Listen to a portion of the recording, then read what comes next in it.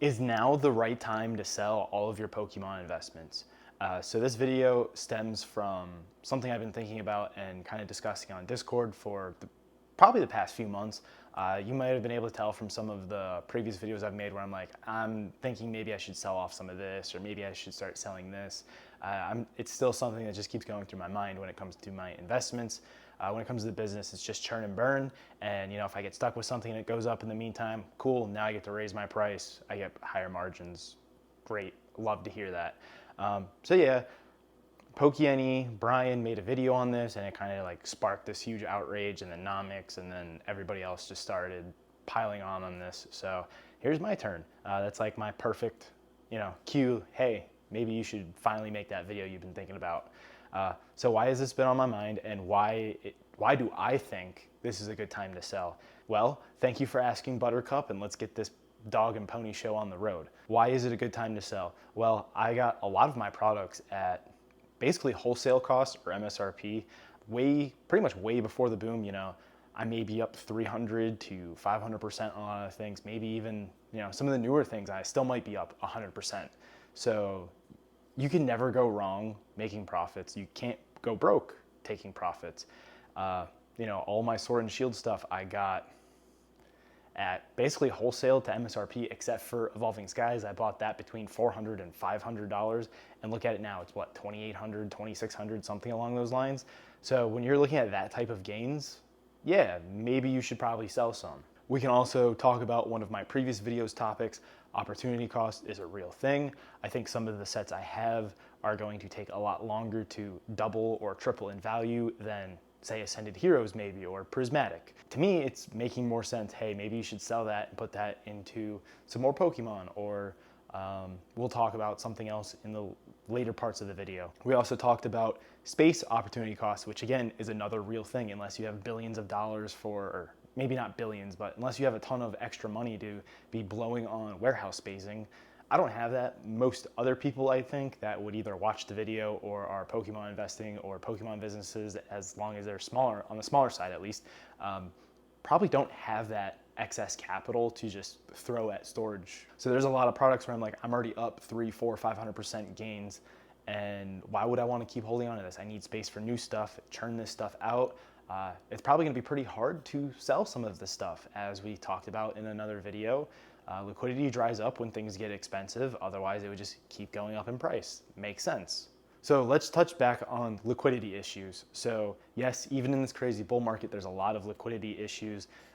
Things go up 10, 100, 300%. And a lot of people don't want to buy at 90% comps when it's gone up 300% in the last month. A lot of people will be like, I'll give you 70% because I know this is going to come crashing down, and I think I can offload it somewhere between 70 and 100% of current market value, and that makes sense. But who really wants to give up 30% of the gains? I would just, sell that myself if I could. So you can almost sell anything when it's simply $200 or maybe even $300. Look at how hard it is to sell something like an Evolving Skies booster box at $2,500. Post-edit max packs here. There's a long segment I cut out. TLDR. There's a lot of things available at, say, $150 that I think will double faster than something like an Evolving Skies booster box. And even with $150 being doubled and faster, it'll still have better liquidity at $300 than Evolving Skies booster boxes would have at $5,000.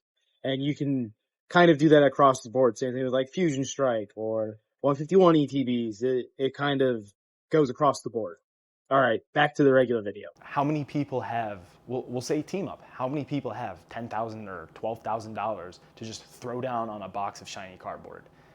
I mean, I definitely don't. I think a lot of big ballers, big whales in the industry, they don't either. If they're gonna buy that, they're gonna buy that at 80% market or 85% market, consign it real fast and get their 95% off of consignment and go about their day. Or they'll try to move it, make a little bit of money off of it and churn it real quick and real fast so they're not holding that bag. That's a lot of money to have tied up in one single box or one single product. To further this point of liquidity, I've found the more expensive things get, the liquidity drops substantially. When does that happen? How many years does it take? And at what price? Have that discussion in the comments below or in Discord. I'm not sure exactly. I can remember, You and everybody else have said they're holding for 5 to 10 years. Mr. Warren Buffett, you should know that. You have to hold for 5 to 10 years, otherwise you can't sell it. Well, 5 to 10 years, how expensive is Destined Rivals going to be? How expensive is Evolving Skies going to be?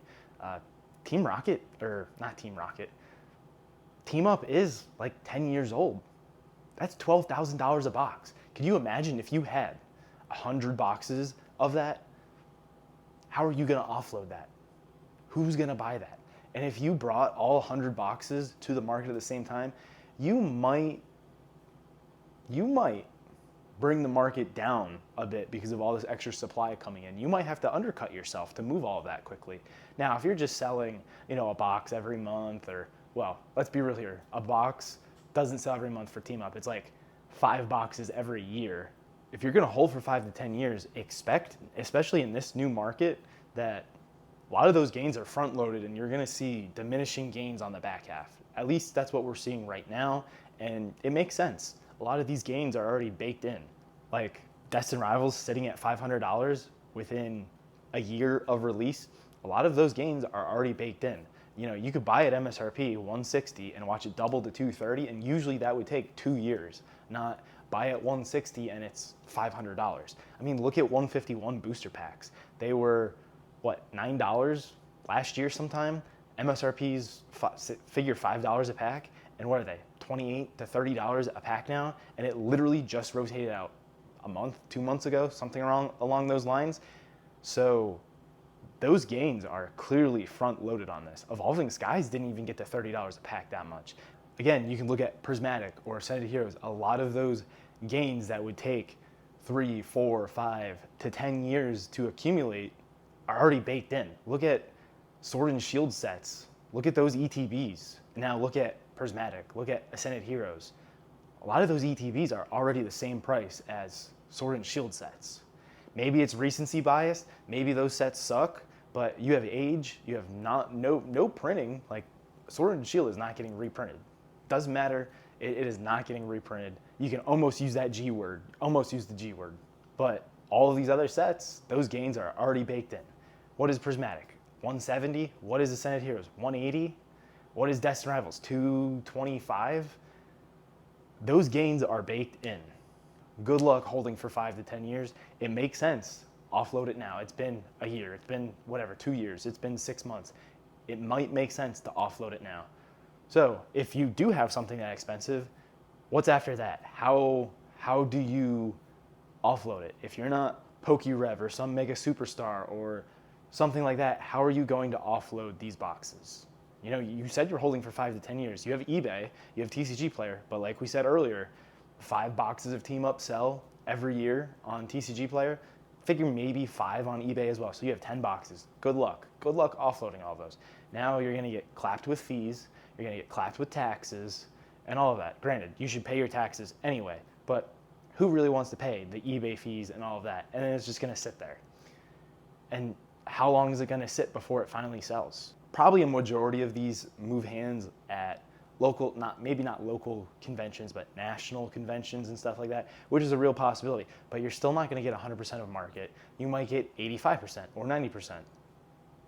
But again, who has that type of money laying around except for some massive bigwigs? I'll also mention that there's not a lot of consigners that take sealed. I think of one, and I think their name is the Green Shiz or something like that, which their payouts really aren't that great in my opinion. Maybe they get better as they get bigger and get more consignments. Who knows? But I think that's a huge missed opportunity. You have massive consigners that just do not take sealed.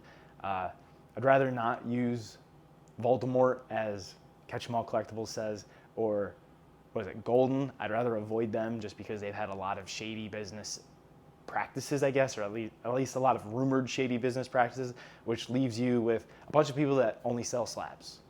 Well, most people, if they're going to invest, are, at least I feel, are doing sealed. Sealed's a lot safer, but now you have this liquidity issue. These major consigners, they don't even want to take sealed. And that's where a lot of your gains are coming from. That's where your essentially blue chip is sealed product. It's the most tried and true, where it's not as volatile, and over time it just steady goes up. As everybody would like to say, it just goes up. I think that's a huge, massive missed opportunity, and whoever does that will capitalize on a large market share. They're probably going to get slammed. Maybe we can do a video on that another time. That might be a good idea. And whoever does do that, you're going to have a gold mine waiting for you. So now, how are you planning to sell these still? How are you trying to sell these? Are you going to take 80% in the bear market when it already dropped 20 to 30%, and now you're going to take another 20% hit? Man, that's just tough. Why would you do that? It does not make sense. So the real reason is, especially if you're big up on your gains, if it can take care of some aspect of your life, if it can essentially be life-changing money or take care of an issue you already have in your life. Every single person out there is going to have a different reasoning for this. Maybe you have student loans. Maybe you have a bunch of credit card debt because you spent too much money on Pokemon, or your wife likes to buy fancy things on the home shopping network while she fiddles her thumbs while she bakes bread. There we go. Maybe you have kids going to college and you need college money. Who knows? It literally could be anything. So if your Pokemon investments can pay off, or mostly pay this off, I think it would be a strong indication now would be a good time to sell. Take your 80% right now while liquidity's at an all-time high, while people are churning through it and everything, and you can pretty much go anywhere and sell it for 80%.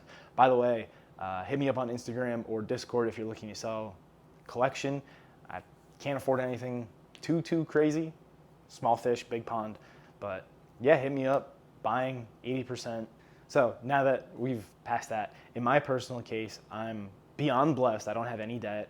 I don't have credit card debt or car loans or anything like that. But again, you might pay that off. Watch some of my finance videos, help you take care of that. I think I did a decent job to make it for the masses. It's pretty easy to understand, I think. In my case, I don't have a house yet. So maybe one day I will have a house. Maybe one day I'll have Pokemon investments that will pay off a house. Between the mixed opportunity cost and my want to have a house and have a paid off house, is kind of screaming to me that I need to start churning through some of my investments. And maybe that's going to be a little tough. I have some sentimental value, and maybe I don't need to sell everything. Maybe I can sit and hold on to some stuff for a little longer. I think that might be one of my main issues, is I've grown attached to some products a little bit more than I probably should have. Like 151, that set is near and dear to my heart. It's the set that really got me back into Pokemon real hard and heavy. It's the first set I did a master set for. Like, it holds some sentimental value. And I mean, how many people have sealed PCTP cases? I can't imagine there's many of them out there still. So it's a pretty rare product. How many people actually have that? Who knows? And then you have that whole big scam that went on with Goldenrod, Eric. Yeah, that's sketchy. That's scary. I guess at the end of the video, let's just use this as a time to hold myself accountable. Here's some products that I'm going to be starting to look to move. Most of them I'm probably going to try to move locally because I can't ship very well, like Sea and Sky boxes and Blooming Waters. Other stuff that I can ship better, maybe I'll put that on the website. I'm not going to be under market by any means because, as I've said earlier, everything moves up 10 to 100% every month. So if I list it for market price now, it might be 30% under market price in 2 months. Who knows? So that's like 151 bundles. I have a ton of Sword and Shield booster packs that literally nobody wanted. Literally nobody wanted these in the bear market. I could just go buy collection boxes and all sorts of stuff and just break them down. Tons of Sword and Shield packs like Fusion Strike, Evolving Skies, Lost Origin. I don't think I have a ton of Chilling Reign or Astral. I believe I sold a ton of Astral already. But I'd be looking to offload all of those. I want to say I have like 40 151 packs that were broken down from Blooming Waters collections. Most of those packs I either got at MSRP or wholesale because, again, nobody wanted any of them. I'll probably also be looking to move off of a lot of Sword and Shield ETBs, maybe some booster boxes. I still think we're in for a larger move with those products. It's hard to tell. I can't see where everybody's just FOMOing over modern stuff and then we can just watch it get hammered with the reprint, watch it drop, and everybody's just like, oh, let's just keep FOMOing over the new stuff. I can't see that happening. I really can't see people not going back and wanting Sword and Shield because it's safe and it's kind of cheap. At least it is cheap comparatively to Scarlet and Violet right now. So some early Scarlet and Violet booster boxes, I think the opportunity cost with those is really going to eat those apart because a lot of the early sets are on the weaker side and it's going to be a lot harder to sell. Same thing with those early SV era boxes. I pretty much got them all at wholesale, so I'm up, 300% gains on a lot of them. Remember when MSRP was a ripoff? The good old days. Ha. I do. Pepperidge Farm remembers. We all remember. Probably be looking to sell off a lot of singles and slabs, especially as my schedule allows for me to start going to shows a little bit more. I won't really be interested in restocking singles and slabs. I just kind of want to blow them out, sell them off. And not that I have anything too crazy in this situation. There's a couple that I'll keep, like my PCTB promos. I'll probably keep all of those. But for the most part, I'll probably blow out a lot of these items. And then pretty much anything else that I'm up big on or it's just too much space. To me, it just makes sense. And then, sometime in the next year, I'll probably be in a better position to be looking at grabbing a house. So maybe one day, year, maybe 2 years, maybe 3, you'll see my own Pokemon investing bought my house video. Maybe soon, who knows? By the way, this big box over here, 25 pounds of prismatic SPCs. Biggest order to date for me. All right, guys, that's all I got for you. In the description of the video, there is a ton of helpful links. Shop the website, join the Discord, join the email list, and connect with us on social media. That's all I got. Appreciate y'all, and I'll see you on the next video. Oh, and make fun of my hairline in the comments or something, whatever.